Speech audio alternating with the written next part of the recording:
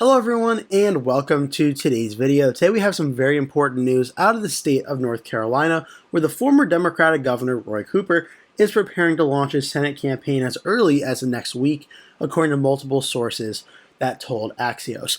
So this is very big news for 2026, and let me explain why. So right now on the 2026 Senate map, the way things are currently composed, I did a recent prediction and scenario video on how it could go, but right now, the Senate map is probably looking something like this, where Republicans start out with about 52 Senate seats, Democrats start out with 45, and 3 Senate seats, Michigan, North Carolina, and Georgia, are seen as kind of the consensus toss-up rankings. There is also some potential for Maine with Susan Collins, in New Hampshire Senate race, which is now open, that Jeanne Shaheen retired, with these two potentially being competitive as well.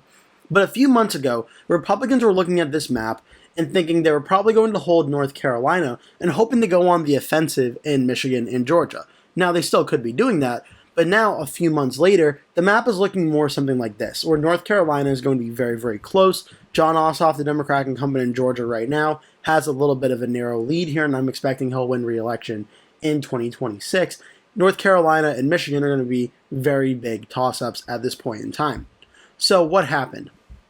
Well, the Republican incumbent Thom Tillis, who had some approval issues among Republicans, announced he was not running for re-election. That opens up some uncertainty on the Republican side, but in past videos I've actually explained that I think Tillis not running may give the Republicans a better chance to win in this race. But one very big key development in North Carolina has given the Democrats a better chance at winning as well, and that is the former Democratic Governor Roy Cooper entering this race.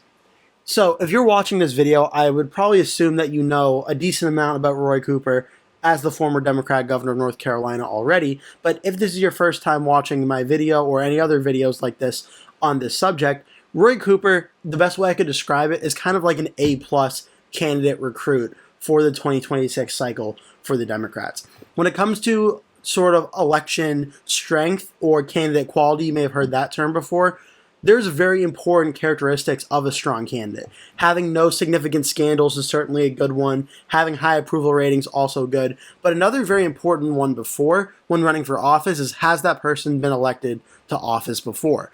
And this is a Senate race, but Cooper, having served 2 terms as governor of North Carolina, is a very big bonus in this race.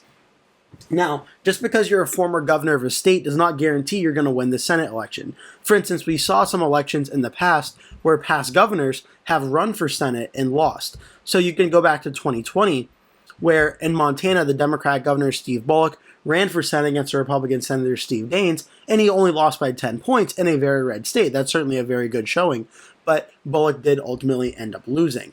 2018, we also saw the former Democratic governor Phil Bredesen do something very similar in Tennessee, where he lost the Republican Marshall Blackburn by about 11 points. Again, a lot more competitive, but they did win that race, or lose that, but he did lose that race. But on the same ballot, we also saw the governor of Florida, Rick Scott, defeat the Democratic incumbent Senator Bill Nelson by 0.12%.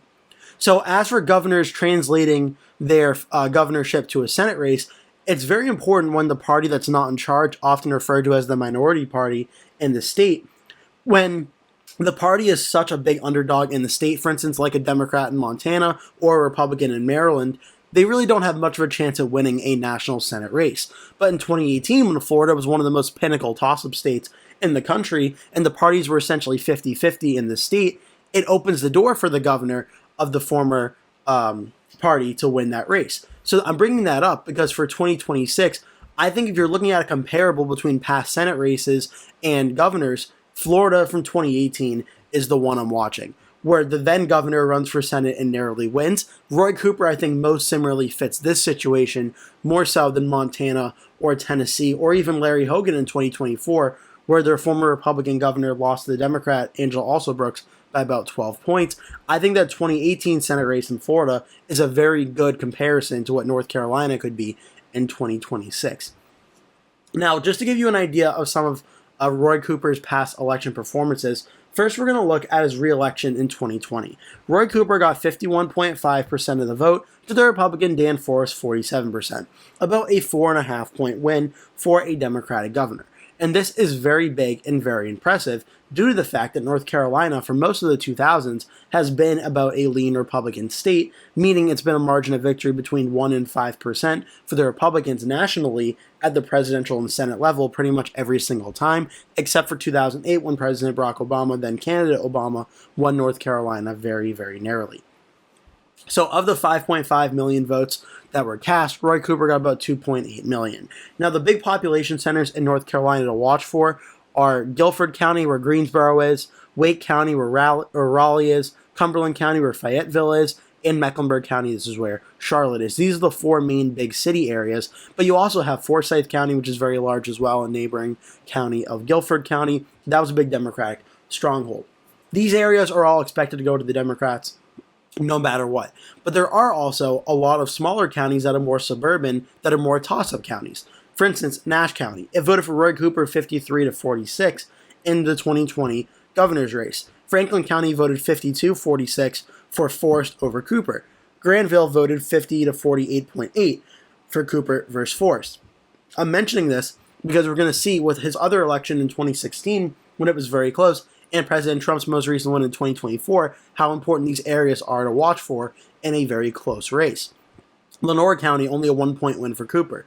Pitt County, about a 14-point win. Martin County, very, very close, only a 1-point win. Let's compare it to 2016, okay? This is Pat McCrory, the former Republican governor of North Carolina, who gets narrowly ousted by then Democratic candidate Roy Cooper by only 0.2%. Roughly about 10,000 votes separating Cooper and McCrory in this very, very close governor's race in 2016. Let's look at some of these close counties again. Granville, only about a 0.8% difference between Cooper and McCrory. Franklin County voted for McCrory by about 7 points. Nash County, about a 4-point win for Cooper over McCrory. Wilson, about an 8-point win. Pitt was about a 7-point win or so. Martin County voted for McCrory in this election. We see Washington being about a 12-point win, Bertie County a 20-point win or so, as well as these other counties up here where Cooper ran up the vote margin. They're smaller counties in population, but we saw that Cooper ran up the margins in these areas. We see Forsyth County a 15-point win for Cooper, Chatham County a 13-point win, Wake and Fayetteville and Cumberland, Charlotte, Greensboro all running up the margins here. Scotland County voting for Cooper, Hoke winning for Cooper. We also have a narrow county out here in Jackson County. Again, not that large, but Cooper wins it by about 2 points. This was a very, very close election, and I'm bringing this up because I think personally right now, if Roy Cooper is going to win, I think it's going to be more likely that it'll be like a 2016 win where he wins by less than 1% than an election where he wins by 4 or 5% like the governor's race. Again, that's due to the fact that North Carolina at the national level for president and Senate has been more closely to being lean Republican than it has to being, say, tilt Democratic. So I think it's more likely than not if Cooper wins, it'll be a very narrow victory. But there is also another important thing to mention here, which is the role third-party candidates have played in these elections in North Carolina.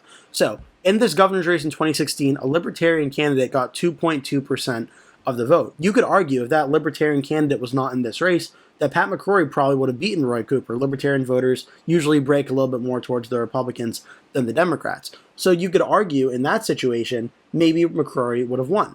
Now, you can't say that for 2020, as we did see Roy Cooper break 50% of the vote with 51.5%, and a Libertarian and Constitution candidate got 1.5% combined. So in that situation, it doesn't really matter as much. On the Senate level, though, in 2020, Tom Tillis got 48.7%. Cal Cunningham, the Democrat, who had a late-breaking scandal in the campaign, got 46.9%. The Libertarian candidate, Shannon Bray, got 3.1%. And Kevin Hayes, the Constitution candidate, got 1.2%. That's 4.3% for a third-party candidate, or for combined third-party candidates in 2020. That could play a very huge role in 2026 if there is a third-party candidate. If there's not a third-party candidate, if it's a head-to-head two-way race between the Republican and Roy Cooper, this is going to be an extremely close race. But third-party candidates always seem to play an important role in North Carolina in recent elections. Now, just briefly looking at 2024, getting back to some of the points I was making, you see the blue areas of Cumberland, of Mecklenburg, of Guilford, of Forsyth, and of Wake, but those surrounding key areas are not as blue in this scenario. Trump won statewide by about 3 points here. Trump won Granville by about 9 points. Franklin, he won by 13. Nash, Trump won by about 2 points against Kamala Harris. He won Martin by 10. Greene by 18, Beaufort by 30, Hyde by about 20 points or so, Tyrell, Dare County, these areas all going red, including Pasquotank County, that's a very hard one to pronounce, won by Trump by about 5 points. So Trump's map for the Republicans in 2026 gives a good roadmap of how the Republicans need to perform in these counties if they want to win this Senate race. Whereas Cooper's own performance in 2020 gives the Democrats a pretty clear roadmap on how they could win by a lean Democratic margin for 2026. So this election is going to be very, very interesting. We get some certainty now on the Democratic side if Roy Cooper's entering this race, which I'm saying if because as of the time of recording this video, he hasn't officially entered. And in politics, you never really know until the candidate says it themselves. But 99.99% sure Roy Cooper is entering this race. And if he does, it gives the Democrats a very strong floor and starting point in the Senate race. The wild card now is the Republican side, where the Republican daughter-in-law of President Trump, Laura Trump, is being speculated as a potential Republican candidate. Right now, the other Republicans waiting to run are essentially all waiting for Trump's decision on this race. Now, Democrats, seeing that Laura Trump would be the candidate, Democrats would probably love that because that's the chance to run against someone that's very close to President Trump. And if they think that President Trump's approval ratings will be very poor come November of 2026, that may give the Democrats a better chance at winning this race. I'm less sold on that take due to the fact that I think being President Trump's daughter-in-law, Laura Trump, is going to have a lot of attention and a lot of money put on her by the National Republican Party and the RNC to try and keep this race Republican. And Laura Trump being the candidate may put even more of an emphasis on this race, which could make it tough for the Democrats. Because I think one of Roy Cooper's best things that he has going for him was that he was the former governor of the state of North Carolina, and he left office with very high approval ratings. If it becomes a super nationalized race between national Republicans and national Democrats, the Republicans have had a very good track record in North Carolina in that regard. Whereas Cooper being the former Democratic governor, that pedigree gives the Democrats the best chance at winning this race. So if it is Trump versus Cooper, it's going to be a very fascinating situation. If it's Cooper versus any of the other Republicans, Cooper starts out with the highest name recognition and likely with a higher floor, which would give the Democrats a better chance at winning. So I think Laura Trump versus Roy Cooper actually gives the Republicans the best chance at winning this race, whereas Cooper versus any of the other Republicans, not on the same level, but kind of similar to Georgia, where John Ossoff, the Democratic senator, is a higher name recognition, and the Republicans are sort of scrambling to find out who they will run against him. North Carolina is a little bit of that situation as well, though a little bit a better opportunity for the Republicans to win due to the state being more Republican friendly than Georgia based on the 2020 results, though not by a very large margin.